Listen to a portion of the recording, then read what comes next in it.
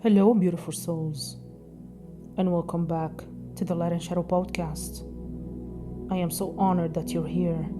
Whether you're returning or arriving for the very first time, thank you for choosing this space, for choosing presence, for choosing to listen, not just with your ears, but with your heart. Before we begin, a gentle but important reminder. This podcast is for spiritual and energetic support. It is not a substitute for professional therapy, diagnosis, or medical care. The healing I offer here is soul deep energetic, but it's never meant to replace professional support. I'm your host, Ray Aetherius, seer, Reiki master, life coach, and intuitive energy healer. You can find all my offerings in the description box below, including private sessions, Reiki healing, custom candle work, and shadow coaching. And if you'd like daily guidance, energy rituals, and spiritual support, you can always find me on TikTok at Ray Aetherius. Now let's begin. Have you ever had that quiet knowing? A whisper in your belly, a pull in your chest, a moment where something just felt off or undeniably right. And then, did you listen? Or did you override it with logic, fear, or someone else's voice? Today's episode is about trusting your intuition. Not just hearing it, but honoring it. Not just recognizing it, but reclaiming it as the most sacred compass you have. Because your intuition is not a woo. It's not fantasy. It's not silly. It's ancient. It's wise. And it is yours.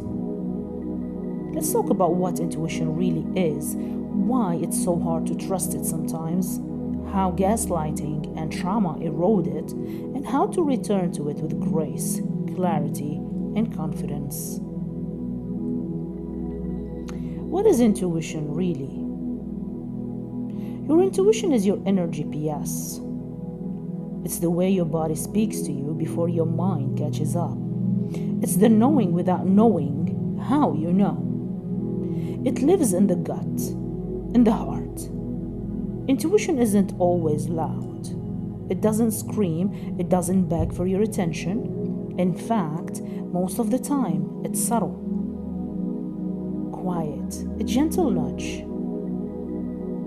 A feeling in your bones, and the more you honor it, the louder it becomes. It's not fear. Fear yells. Intuition whispers. Fear is reactive. Intuition is responsive. Fear needs proof. Intuition needs presence. Intuition isn't a voice in your head, it's a frequency in your body. It's not always loud, but it's always true. It doesn't explain itself the way logic does, because it doesn't come from the mind, it comes from the soul. It's the subtle knowing before the thoughts, the chill on your skin when something feels off, the expansion in your chest when something feels right, even if you can't explain why. Intuition is the language of the unseen. It's how your energy speaks before your words do. It's the sacred technology you were born with before conditioning, trauma, and doubt convinced you otherwise. So many people say, I don't have intuition, or I can't hear it. But the truth is, it's not that you can't hear it, it's that life has taught you to distrust it. You were likely taught to prioritize logic, to seek evidence, to wait for permission. You may have been gaslit, by others, or even by yourself. You may have had your instincts dismissed when you were younger. And so you learn to override your inner voice. So the journey of intuitive awakening isn't about becoming psychic or mystical. It's about remembering what you've always known. It's about learning to feel safe in your body again, to listen with your whole being, not from fear, but from presence.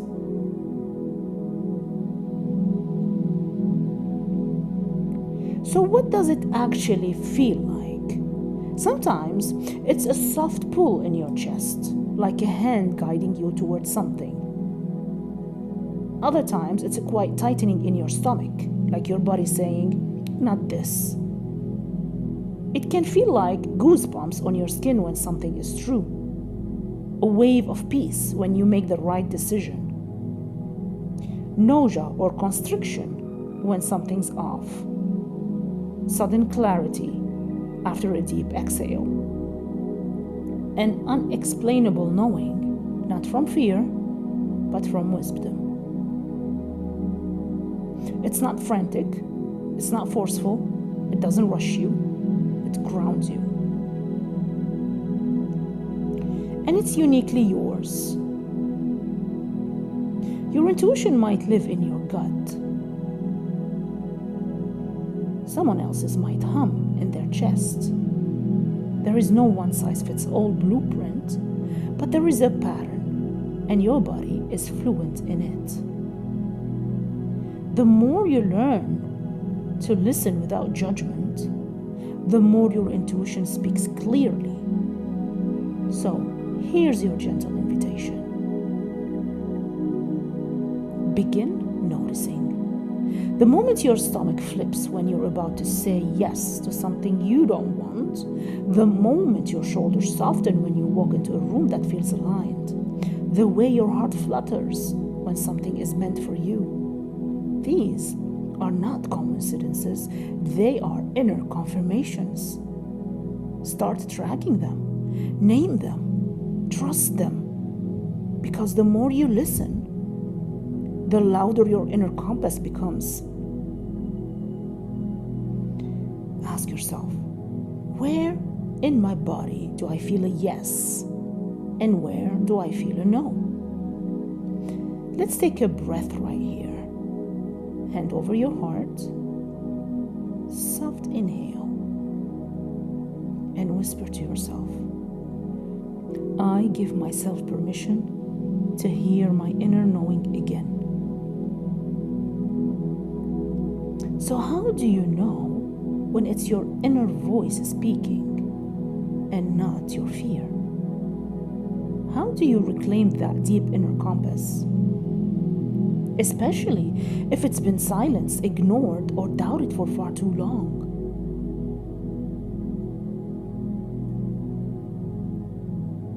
Before we can fully reclaim our intuitive power, we have to understand why we disconnected from it in the first place.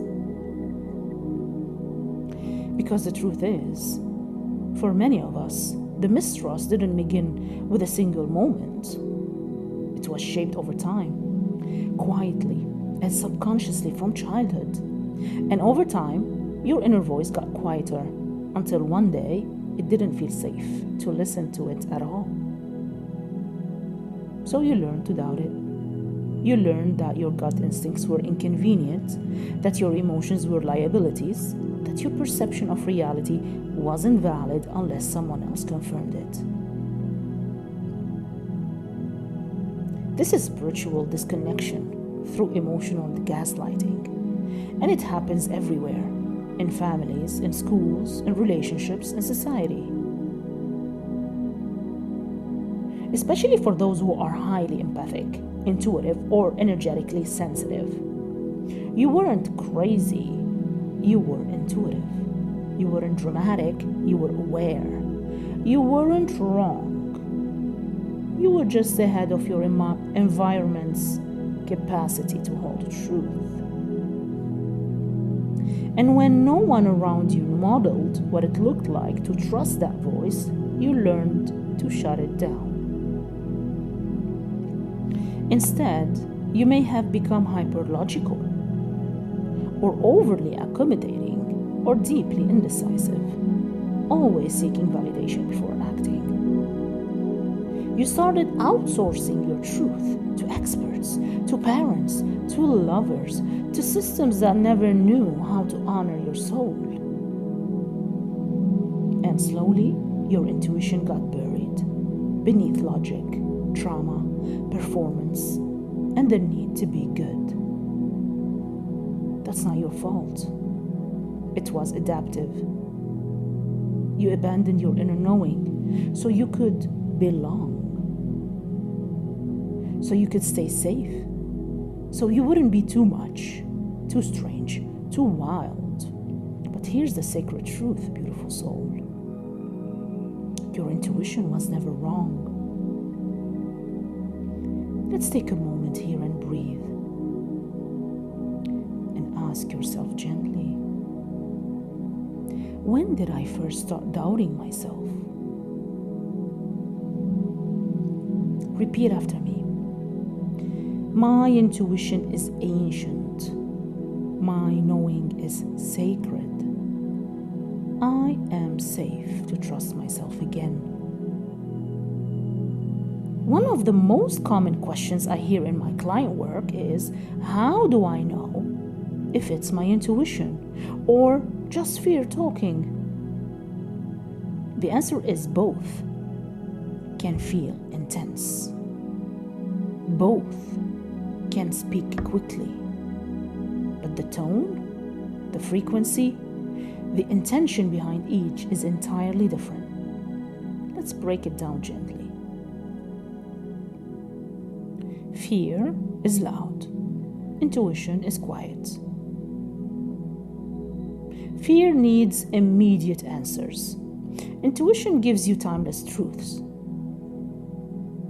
Fear is rooted in the past or future.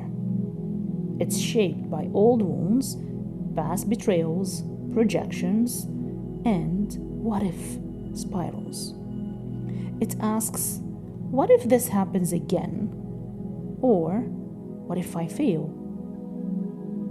What if it goes wrong? Intuition says, this doesn't feel right. Fear is reactive, wired to keep you safe, even if it means keeping you small. It's the voice of past pain, future panic, or inherited programming. It wants control, certainty, safety through avoidance. Intuition lives in the now. It speaks in presence. It doesn't need evidence. It doesn't argue. It just knows. It doesn't push. It pulls. It doesn't catastrophize. It clarifies. It doesn't paralyze. It guides. Here's how to tell them apart. Fear feels like tightness, urgency, and panic, especially in your chest. Intuition feels like clarity, neutrality, and calm knowing. Fear keeps looping, spinning in what-ifs. Intuition says what it needs to, then grows quiet. Fear makes you contract. Intuition makes you expand, pause, and listen. Let's say you're about to enter a new relationship or a job, an opportunity.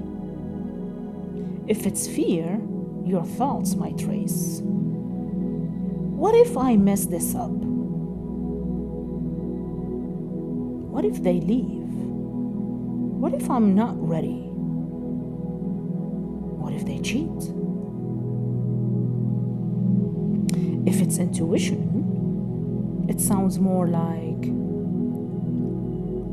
Something here doesn't align. This feels off in my gut. I need more time. Fear is rooted in past wounds or future projections. Intuition is rooted in presence. It speaks from the now, from wisdom, not worry. And if you're unsure, that's okay. That pause is powerful. That's your nervous system asking for clarity, not control. Here's a sacred practice to help you tell the difference. Close your eyes. Place your hand on your belly and ask yourself, does this decision feel like fear trying to keep me safe from pain? Or does it feel like wisdom gently guiding me towards truth? The energy is completely different. Fear restricts, intuition expands. Let's also be clear. Intuition isn't always comfortable. Sometimes your intuition will guide you towards something that scares you. Not because it's wrong, but because it's real. And sometimes real means vulnerable, raw, soul level honest. But when it's intuition, even the fear has a groundedness to it. It feels like this is a leap, but I trust it. Whereas fear alone will feel like this is chaos and I want to run. Here are some reflection prompts. What does my intuitive voice feel like in my body? What old stories or past wounds tend to activate fear over trust? I need you to repeat this mantra. I release the voice of fear. I honor the truth of my knowing. I choose presence over panic. Let's check in gently the signs that you are disconnected from your intuition. Do you often overthink decisions or ask others what you should do? Do you second guess your gut, even when it's screaming? Do you stay in situations that don't feel right because they make sense on paper? Do you need extra validation to feel at peace with your choices? If yes, don't shame yourself. This is so common, especially if you've ever been gaslit, manipulated, abandoned, or told to distrust your own body. But intuition is a muscle, and we can rebuild it. Intuition isn't something only gifted people have. It's not reserved to psychics, mystics, or seers. You were born with it. It's in your body, your blood, your breath. But like any sacred skill, it needs tending, it needs listening. Here are some sacred practices to begin reconnecting to that quiet voice within.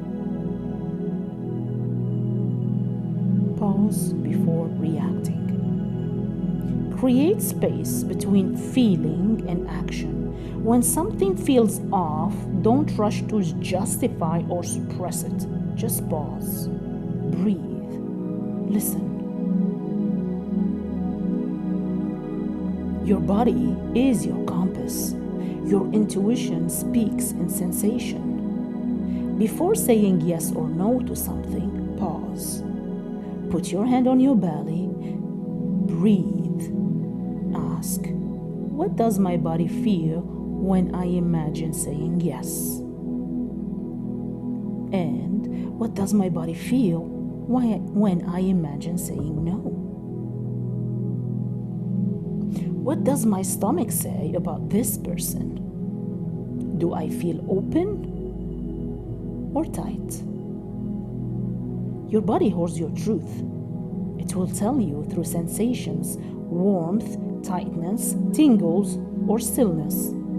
Let your body vote. Let it guide you. Stop asking everyone for advice. Let others be a mirror, not a master. You can listen, but always bring the decision back to you. Try inner voice journaling. Write down, dear intuition, what do you want me to know right now? Write. Don't edit, just let it flow. Sometimes you'll surprise yourself with the clarity that comes through. Over time, you'll start to recognize your intuitive voice. I work with clients using custom candle work for clarity, Reiki for clearing blocks, and coaching to tune into soul-aligned decisions. Sometimes it's not that you don't hear your intuition, it's that there's too much noise around it. Energy clearing can help quiet the clutter so the true voice can rise. Whisper these to yourself, especially when you doubt your own knowing. I trust the voice within. I don't need permission to believe myself. I am allowed to choose what feels right, even if it makes no sense to others. I am led by soul, not fear. Leave your headphones at home. Let the earth speak to you as you walk. Notice the way the breeze brushes your skin, the patterns in the leaves, the animal that crosses your path. Everything is a message when you slow down enough to listen. This practice reattunes you to intuitive presence. I offer Intuition and Truth Candle to enhance your intuition and spiritual clarity. This offering is on my site in the premium candle section, link in the description box. Create a yes and no compass. Start small. Ask yourself, do I want tea or coffee? Then follow the choice your body gives you without question. This builds the intuitive muscle. Over time, it becomes easier to follow your knowing in bigger moments. Your intuition gets cloudy when your field is cluttered. Clearing your energy is like wiping the fog from a mirror. You can finally see what's always been there.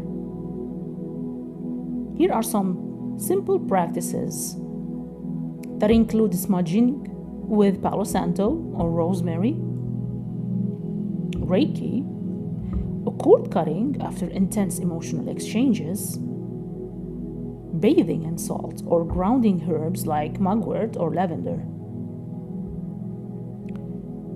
Let me tell you about a client. Let's call her Emily. Emily once said, "My gut always knew, but my fear was louder." We worked on Reiki for the third eye and heart chakras, and gentle breath work and energetic clearing. We unearthed something powerful. Her body always knew, but her mind had been trained to ignore it. After a few months, she no longer needed to ask, "Is this right?" She would say, "I already know. I just needed permission to trust myself." And that's the gift of hearing intuition. You no longer outsource your knowing. You remember that the voice inside you has always been wise. Beautiful soul, your intuition is not gone. It's not broken. It's not weak.